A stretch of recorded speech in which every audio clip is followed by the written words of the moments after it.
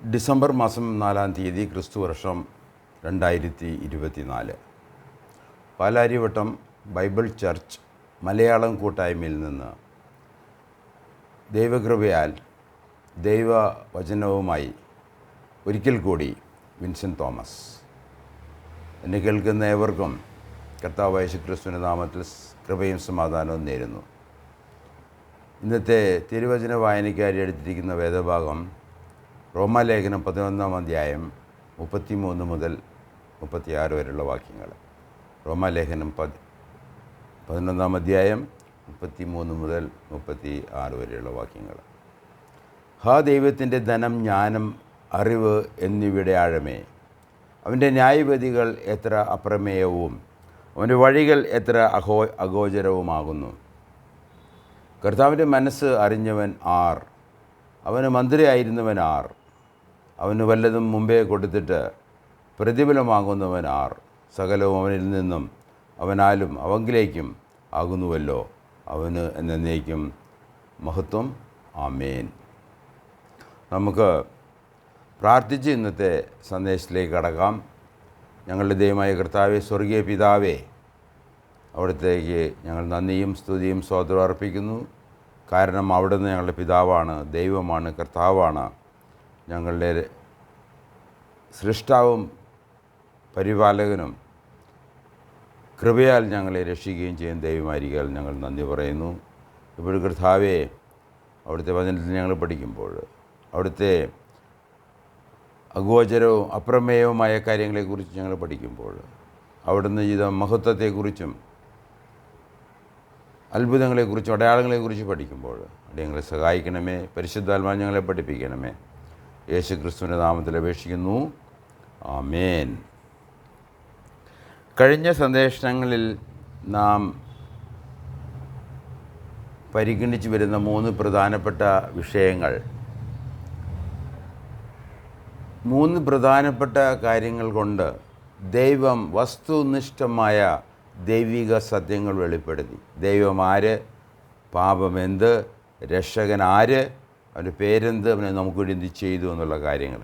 അതിനുവേണ്ടി ദൈവം ഉപയോഗിച്ച 3 പ്രധാനപ്പെട്ട കാര്യങ്ങളാണ് നാം പഠിച്ചു വരുന്നത്. ഒന്ന്, ദൈവത്തിൻ്റെ മഹത്തായ കാര്യങ്ങൾ. അവൻ ചെയ്ത മഹത്തായ കാര്യങ്ങൾ എന്ന് നമ്മൾ പറയുമ്പോൾ ശക്തിയോടെ ചെയ്ത കാര്യങ്ങൾ, ദൈവം തൻ്റെ ശക്തി പ്രകടനം നടത്തിയ കാര്യങ്ങളാണ് നാം പഠിച്ചു വരുന്നത്. രണ്ടാമതായിട്ട് അത്ഭുത കൃത്യങ്ങൾ.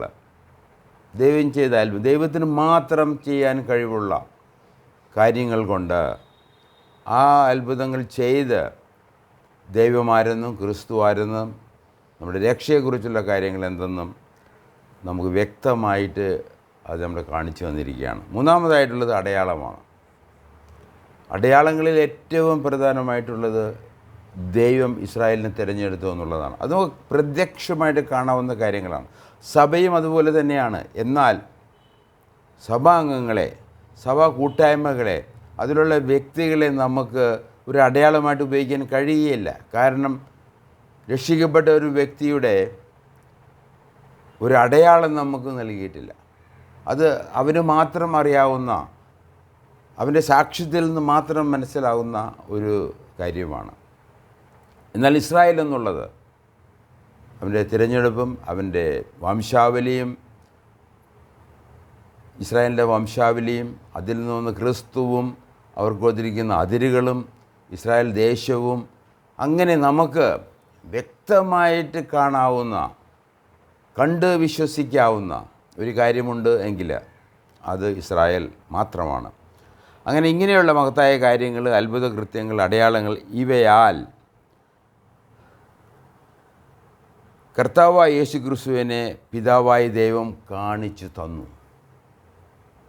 അതാണ് കഴിഞ്ഞ 1-2 ക്ലാസ്സുകളായിട്ട് നാം പഠിച്ചു വരുന്നത്.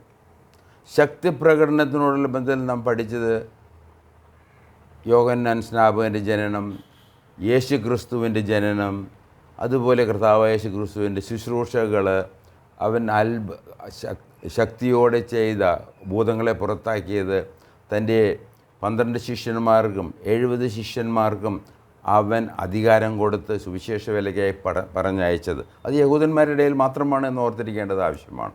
ഇങ്ങനെ ദൈവം തൻ്റെ ശക്തി വെളിപ്പെടുത്തി. അതുപോലെ തന്നെയാണ് അത്ഭുതങ്ങളാലും മഹത്വമായ കാര്യങ്ങളാലും അടയാളങ്ങളാലും കർത്താവ് യേശു ക്രിസ്തുവിനെ ദൈവം നമുക്ക് കാണിച്ചു തന്നു എന്നുള്ളത്. അത് ദൈവം നമുക്ക് എന്ന് പറയുമ്പോൾ വിശ്വസിക്കുന്ന നമുക്ക് മാത്രമല്ല, ലോകത്തിന് കാണിച്ചു തരുവാൻ ദൈവം ഒരു ജനത്തെ തിരഞ്ഞെടുത്തു, ലോകത്തിന് കാണിച്ചു കൊടുക്കാനായിട്ട്. ആ ജനമാണ് യഹൂദന്മാർ എന്ന് നാം മനസ്സിലാക്കണം. തിരഞ്ഞെടുത്ത ജനമാണ് ഇസ്രായേൽ. ഇസ്രായേൽ എബ്രാഹിമിൻ്റെ സന്തതി. എബ്രാഹിമിൻ്റെ സന്തതി എന്നാണ് സാധാരണ ദി സീഡ് ഓഫ് എബ്രഹാം എന്നുള്ളത്, അവൻ്റെ സന്തതി എന്നുള്ള ഒരു ആശയമാണ് അവിടെ. ഒരിക്കൽ പോലും അബ്രാഹിമിൻ്റെ മകൻ എന്നുള്ളൊരാശയമല്ല അത്. ഇതൊരു വാഗ്ദത്ത സന്തതിയാണ്. അതുകൊണ്ട് എപ്പോഴും അബ്രാഹിമിൻ്റെ സന്തതി ഇസ്ഹാക്കിൽ, യാക്കോബിൻ്റെ 12 ഗോത്രത്തിൽ ജനിച്ചവർ, ഇവരാണ് യഹൂദന്മാർ. അത് വലിയ ഒരു അടയാളമാണ്. പ്രത്യേകിച്ച് 1948 മെയ് മാസം 14-ാം തീയതിക്ക് ശേഷം ഇത് പ്രത്യക്ഷമായ ഒരു അടയാളമായി ഇന്ന് ശേഷിക്കുകയാണ്. അബ്രഹാം നമുക്കറിയാം, അദ്ദേഹത്തെക്കുറിച്ച് പറയുന്ന വിശ്വാസത്തിൻ്റെ പിതാവ് എന്നാണ്. ആ തരത്തിലുള്ള വിശ്വാസമാണ്, അബ്രാഹിമിൻ്റെ വിശ്വാസമാണ് യഹൂദന്മാരിൽ നിന്ന് വന്ന കർത്താവായ യേശു ക്രിസ്തുവിലുള്ള വിശ്വാസം. അവനിൽ നമ്മൾ യേശു ക്രിസ്തുവിലുള്ള വിശ്വാസവും കുറിച്ച് വേദവസ്തം പറയുമ്പോൾ ഈ വിശ്വാസത്തിൻ്റെ പിതാവ് എബ്രാഹിമിൻ്റെ വിശ്വാസമാണ് അവിടെ പറയുന്നത്. എബ്രാഹിം വിശ്വസിച്ചു, അവൻ അത് നീതിയെ കണക്കിട്ടു. അവൻ ദൈവത്തിൽ വിശ്വസിച്ചു. അതുകൊണ്ട് ഈ വിശ്വാസം എന്നുള്ളത് അത് വളരെ പ്രധാനപ്പെട്ട ഒരു പരമാർത്ഥമാണ്. നാം കീഴോട്ട് ഉള്ള നമ്മുടെ സന്ദേശത്തിൽ എബ്രായ ലേഖനം 11-ാം അധ്യായത്തിലേക്ക് കടക്കുമ്പോൾ അവിടെ വിശ്വാസത്തിൻ്റെ പ്രാധാന്യം നമുക്ക് മനസ്സിലായി. എല്ലാം വിശ്വാസത്താൽ മാത്രമാണ്. ആ വിശ്വാസത്തിൻ്റെ പിതാവാണ് എബ്രാഹാം. ദൈവം വിളിച്ചു, ദൈവം എബ്രാഹിമിനെ വിളിച്ചു, എബ്രാഹിം വിശ്വസിച്ചു. ഇന്ന് ദൈവം തൻ്റെ വചനത്തിലൂടെയാണ് വിളിക്കുന്നത്. എന്നാൽ എബ്രാഹിമിൻ്റെ വിളിയെക്കുറിച്ച് പുതിയ നിയമത്തിൽ നിന്ന് വായിക്കുമ്പോൾ, വിശേഷാൽ സ്റ്റെഫാനോസിൻ്റെ പ്രസംഗത്തിൽ നിന്ന്, അപ്പസ്തോല പ്രവൃത്തികൾ 7-ാം അധ്യായത്തിൽ നമ്മൾ വായിക്കുമ്പോൾ, മഹത്വത്തിൻ്റെ ദൈവം അബ്രാഹിമിന് പ്രത്യക്ഷപ്പെടുന്നു എഴുതിയിരിക്കുന്നത്. ഈ ദൈവം, സൃഷ്ടാവായ ദൈവം അബ്രാഹിമിന് പ്രത്യക്ഷപ്പെട്ട് അവന് വാഗ്ദാനങ്ങൾ കൊടുത്തു. അവനായിട്ട് പിൽക്കാലങ്ങളിൽ ഉടമ്പടി ചെയ്തു. അബ്രാഹിം എന്താ ചെയ്ത്? ദൈവം വിളിച്ചു, വിളി കേട്ടു, അവൻ ചെയ്ത വാഗ്ദാനങ്ങളിൽ വിശ്വസിച്ചു. അവൻ ദൈവത്തിൽ വിശ്വസിച്ചു എന്നാണ് എഴുതിയിരിക്കുന്നത്. അത് അവന് നീതിയായിട്ട് കണക്കിട്ടു. അതുകൊണ്ട് വിശ്വാസം എന്നുള്ളത് വളരെ പരമപ്രധാനമായിട്ടുള്ള ഒരു സംഗതിയായി ഇന്ന് ശേഷിക്കുകയാണ്. എന്നാൽ റോമാലേഖനം 10-ാം അധ്യായത്തിൻ്റെ 17-ാം വാക്യം നമ്മൾ വായിക്കുമ്പോൾ, വിശ്വാസം കേൾവിയാലും കേൾവി ക്രിസ്തുവിൻ്റെ വചനത്താലും ആകുന്നു. നമ്മെ ഇന്ന് ദൈവം വിളിക്കുന്നത് ക്രിസ്തുവിൻ്റെ വചനത്താലാകുന്നു. അപ്പോൾ അബ്രാഹാമിനെ എങ്ങനെ വിളിച്ചു? ദൈവം നേരിട്ട് വിളിച്ചു. എന്നാൽ ആ വിളി ഇന്ന് ദൈവം ചെയ്യുന്നത് തൻ്റെ എഴുതപ്പെട്ട വചനത്തിലൂടെയാണ്, അതിൽ വിശ്വസിക്കുന്നവരാണ്. ഈ ദൈവത്തിലും ഈ വചനത്തിലെ ക്രിസ്തുവിലും വചനത്തിൽ പറയുന്ന രക്ഷയിലും വിശ്വസിക്കുന്നവരിലൂടെയാണ് ദൈവം ഇന്ന് ഈ സുവിശേഷം കേൾപ്പിക്കുന്നത്. അപ്പസ്തോലന്മാരുടെ കാലത്ത് അവർ സുവിശേഷം പ്രസംഗിച്ചു, അത് കേട്ടവർ വിശ്വസിച്ചു, ഒരു സഭയുടെ ഭാഗ്യമായി തീർന്നു. നമുക്ക് അല്പം ശ്രദ്ധിച്ചാൽ അബ്രാഹത്തിൻ്റെ വാഗ്ദത്തസന്ധിയുടെ ജനനവും അത് അത്ഭുതകരമായിരുന്നു. വിശ്വാസത്താലുള്ള രക്ഷ എന്നുള്ളതും അത്ഭുതമായ ഒരു കാര്യം തന്നെയാണ്. നമ്മളതിനെക്കുറിച്ച് ചിന്തിക്കുകയും പഠിക്കുകയും ധ്യാനിക്കുകയും പരിശുദ്ധാത്മാവ് തരുന്ന ഉപദേശങ്ങൾ നമ്മൾ ശ്രദ്ധിക്കുകയും ചെയ്യുമ്പോഴാണ് ഇതിൻ്റെ അത്ഭുതം നമുക്ക് മനസ്സിലാകുന്നത്. ദൈവം ഒരു അത്ഭുത ദൈവം തന്നെയാണ്. അപ്പോൾ നമ്മുടെ ജീവിതത്തിലേക്ക് വരുമ്പോൾ അത് വലിയ ഒരു അത്ഭുതം തന്നെയാണ്. അബ്രഹാമിൻ്റെ വാഗ്ദത്തസന്ധി നമുക്ക് അല്പമായി പരിശോധിച്ച് നോക്കാം. അവൻ്റെ സന്തതിയുടെ ജനനം. എബ്രായ ലേഖനം 11-ാം അധ്യായത്തിൻ്റെ 11-ാം അധ്യായം നമുക്കറിയാം. അതിൻ്റെ 8 മുതലുള്ള വാക്യങ്ങൾ ഞാൻ വായിക്കാൻ ആഗ്രഹിക്കുകയാണ്. 11-ാം അധ്യായം വിശ്വാസ വീരന്മാരുടെ ഒരു അധ്യായമാണ്.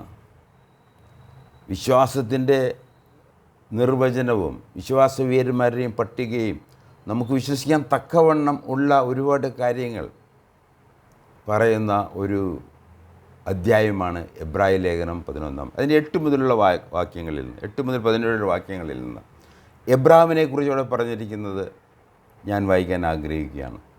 ഈ 8 മുതൽ 17 വരെയുള്ള വാക്യങ്ങൾ ദൈവത്തിൻ്റെ പരിശുദ്ധാത്മാവിനാൽ രചിക്കപ്പെട്ട, ദൈവത്തിൻ്റെ പരിശുദ്ധാത്മാവിനാൽ എഴുതപ്പെട്ട ഈ ദൈവവചനത്തിൽ പരിശുദ്ധാത്മാവിൻ്റെ സാക്ഷ്യം, എബ്രാഹിമിനെ കുറിച്ചുള്ള സാക്ഷ്യമാണ് നാം വായിക്കാൻ പോകുന്നത്.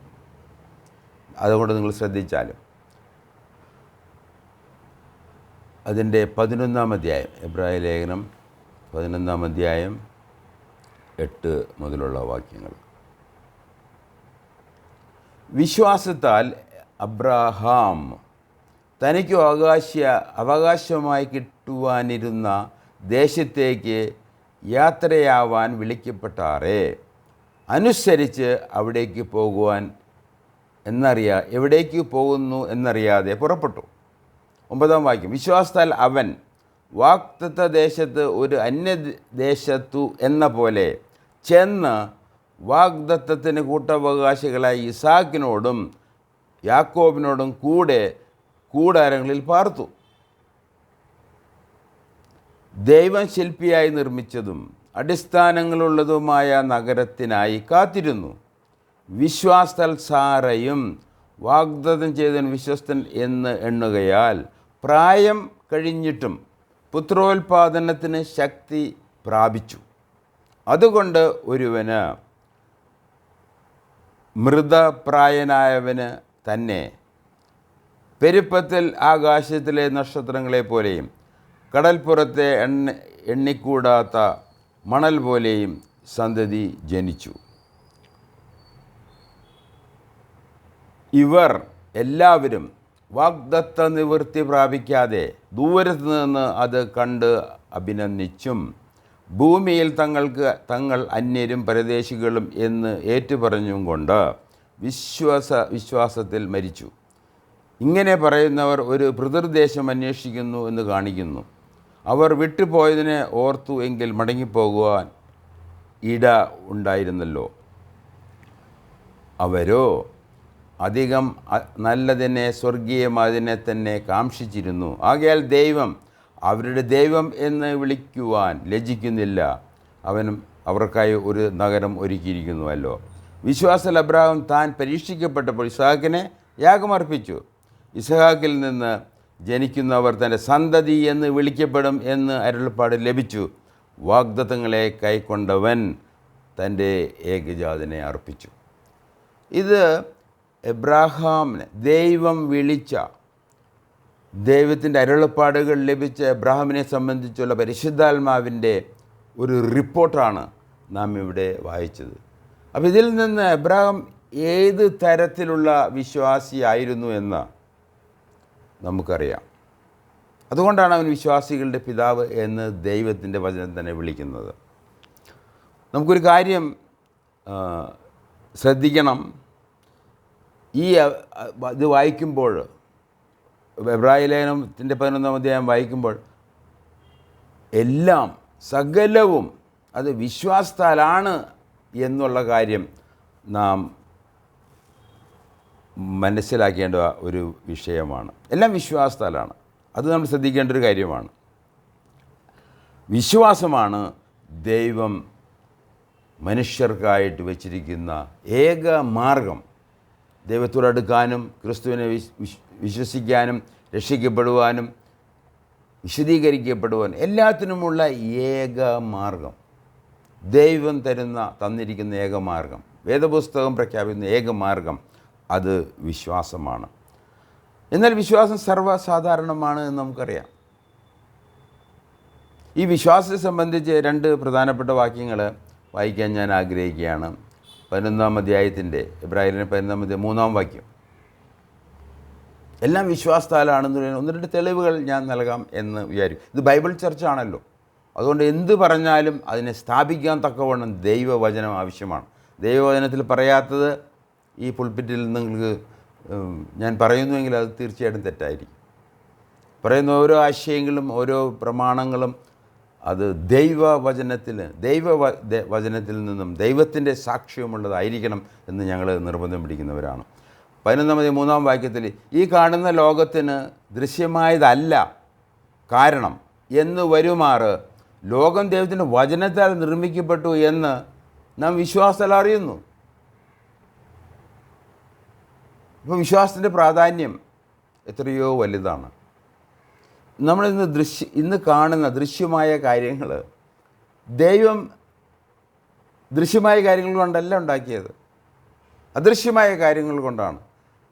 അത് വചനത്താൽ നിർമ്മിക്കപ്പെടും. ദൈവം പറഞ്ഞു അത് ഉണ്ടായി എന്നാണ് സങ്കീർത്തനക്കാരൻ പറയുന്നത്. ഉൽപ്പത്തി പുസ്തകം ആരംഭിക്കുന്നത് അങ്ങനെയാണ്. ദൈവം വെളിച്ചം ഉണ്ടാകട്ടെ എന്ന് പറഞ്ഞു, വെളിച്ചം ഉണ്ടായി. അരുളി ചെയ്തു, വെളിച്ചമുണ്ടായി. ദൈവം പറഞ്ഞു, ഉണ്ടായി. അതാണ് നമ്മുടെ ദൈവം.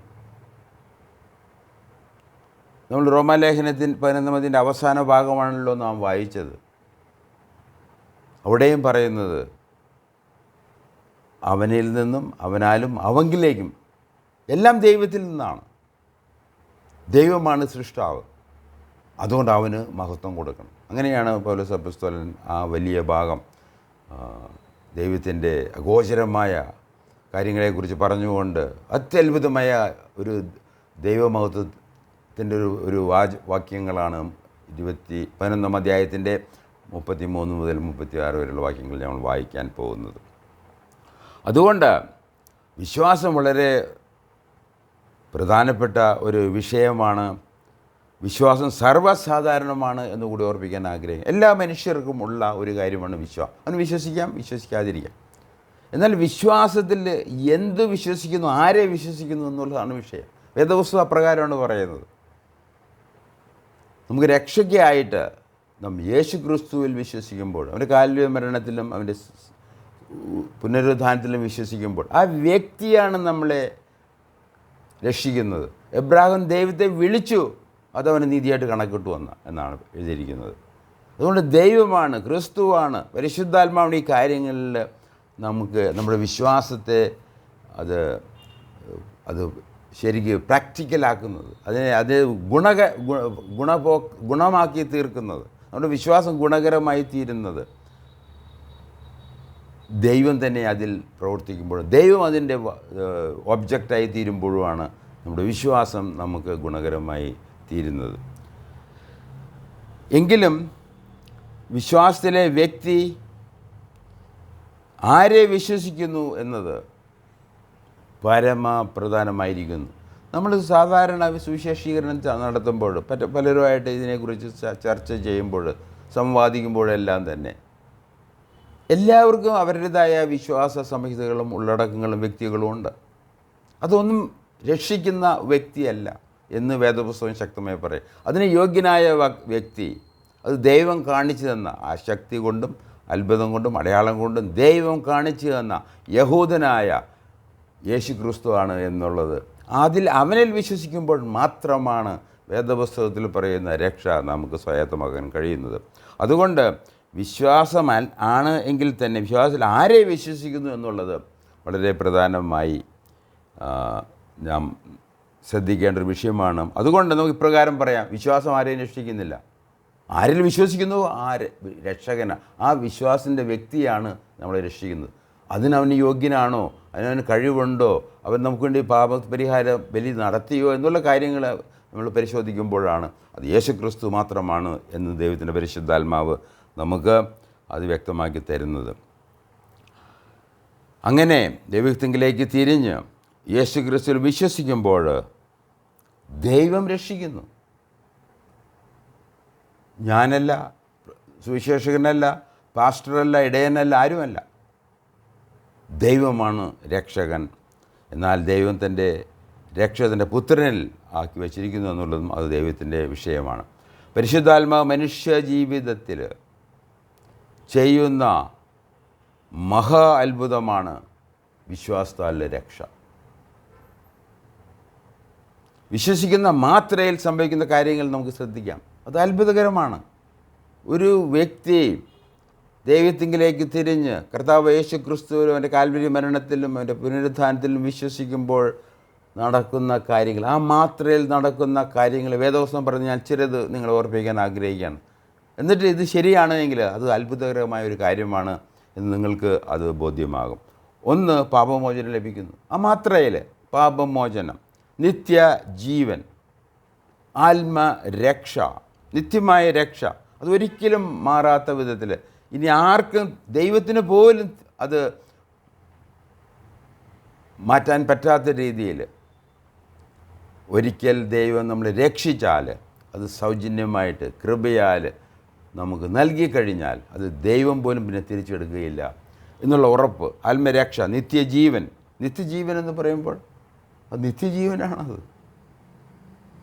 ജീവനെക്കുറിച്ച് പഠിക്കുമ്പോൾ ബയോസ് എന്നുള്ളൊരു വാക്കുണ്ട്. അത് നമ്മുടെ ബയോളജിക്കൽ ലൈഫിനെ കുറിച്ച് പറയുന്ന ഒരു ഗ്രീക്ക് പദമാണ്. എന്നാൽ സോയെ എന്നുള്ള വേറൊരു പദമാണ് നമ്മുടെ ആത്മീയ ജീവിതത്തെക്കുറിച്ച്, ആത്മീയ ജീവനെക്കുറിച്ച് പറയുന്നത്. നമുക്ക് അതാണ് ലഭിക്കുന്നത്, ആത്മീയ ജീവൻ ലഭിക്കുന്നു. അത് നിത്യജീവനാണ്. അതുപോലെ തന്നെ നീതീകരണം,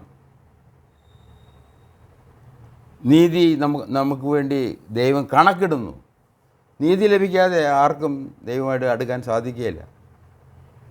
ദൈവം പരിശുദ്ധനായതിനാൽ, ദൈവത്തിൻ്റെ പരിശുദ്ധിക്ക് ഒത്തവണ്ണമുള്ള നീതി ഉണ്ടെങ്കിൽ മാത്രമേ നമുക്ക് ദൈവമായിട്ട് അടുക്കാൻ സാധിക്കുകയുള്ളൂ.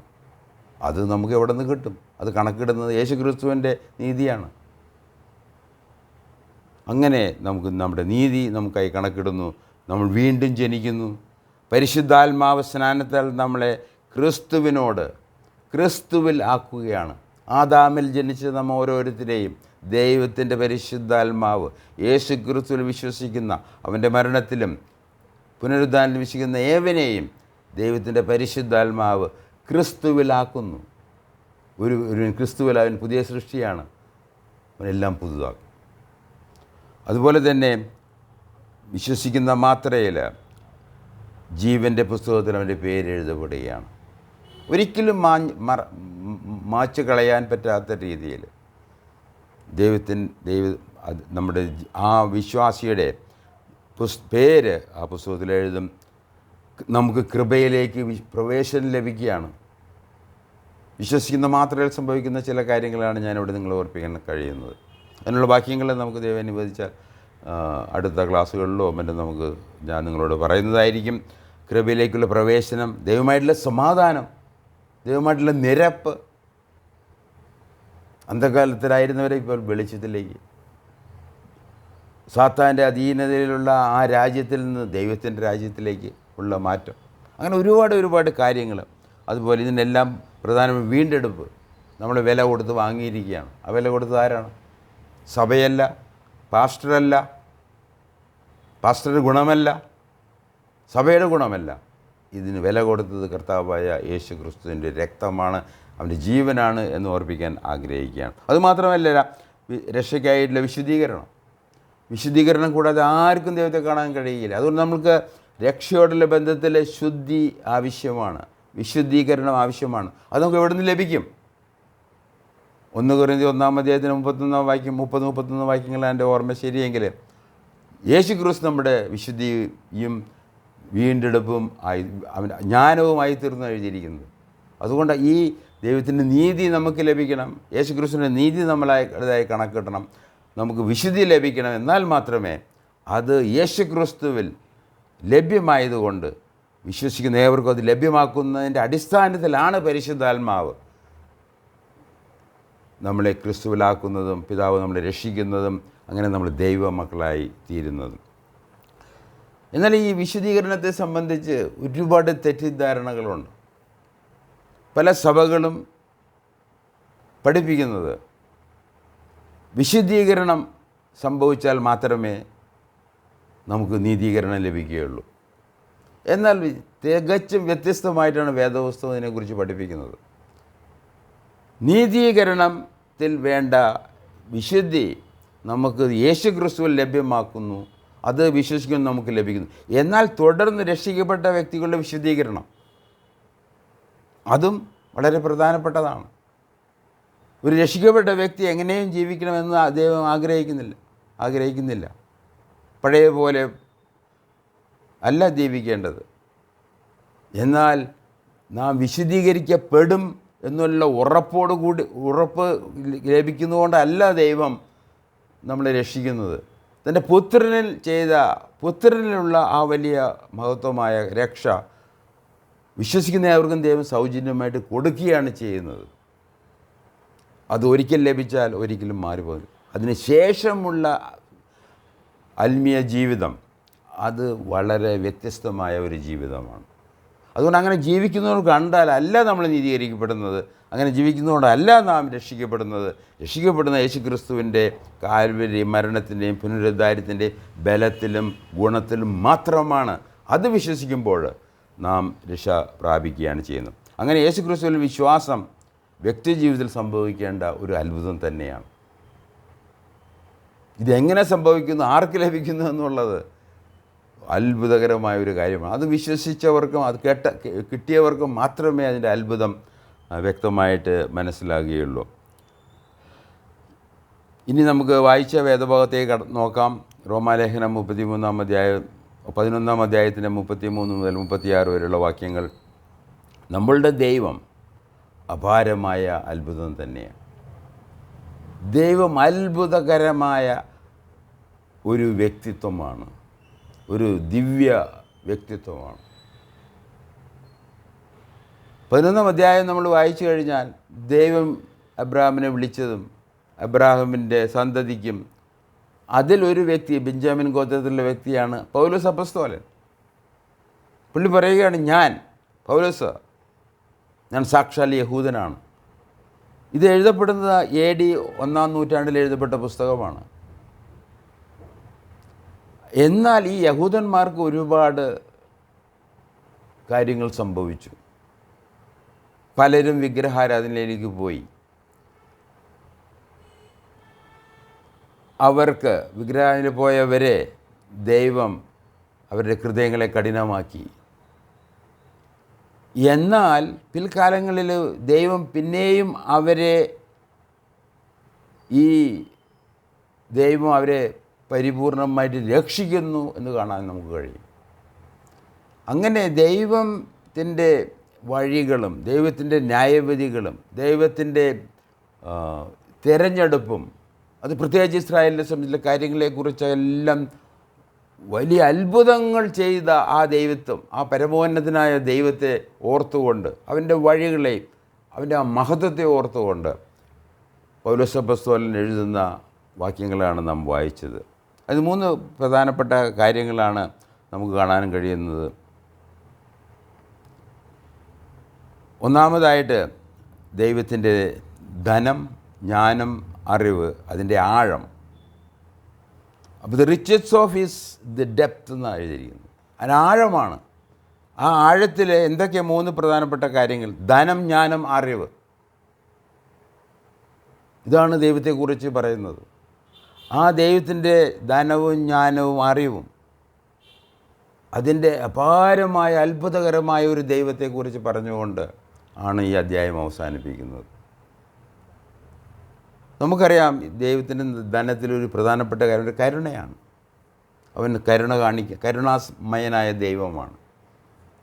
ശിക്ഷ മോചിക്കാനും അതിനെ മാറ്റിവെക്കാനും എല്ലാം ദൈവത്തിന് കഴിയും. അത് മോചിക്കാൻ കഴിയുന്നതിന് ഒരു ദൈവം കണ്ടെത്തിയ ഒരു മാർഗമാണ് കർത്താവായ യേശുക്രിസ്തു, ദൈവപുത്രനായ മശീഹ. അത് നമ്മളെ സംബന്ധിച്ച്, പാപിയായ മനുഷ്യനെ സംബന്ധിച്ചോളം ദൈവത്തിൻ്റെ അപാരമായ കൃപയുടെ, കരുണയുടെ ഒരു പ്രവർത്തനമായിരുന്നു. അതുപോലെ തന്നെ ഇവിടെ വായിക്കും ദൈവത്തിൻ്റെ ന്യായവിധികൾ എത്ര അപ്രമേയം. മൂന്നാമതായിട്ട് ദൈവത്തിൻ്റെ വഴിയിൽ അഗോചരം.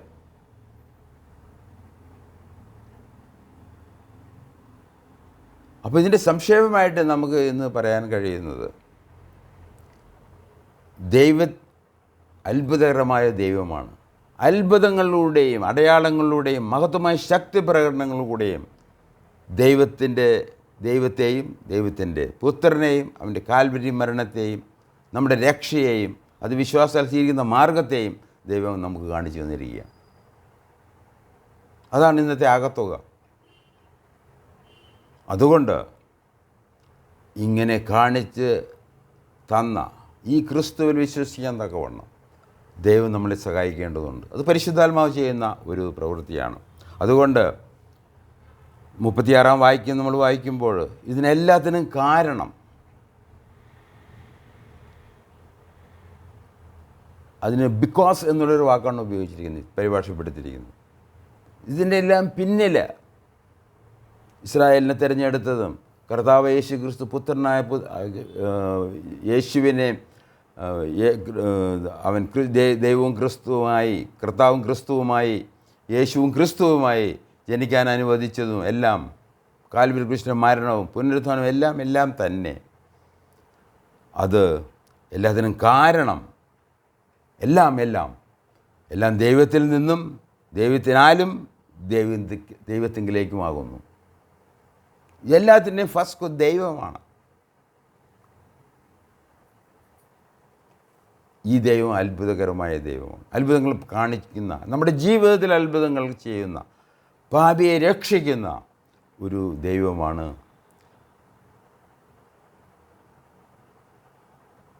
ഈ ദൈവത്തിന് മഹത്വം. അതാണ് പൗലോസ് അപ്പോസ്തലൻ പറയുന്നത്.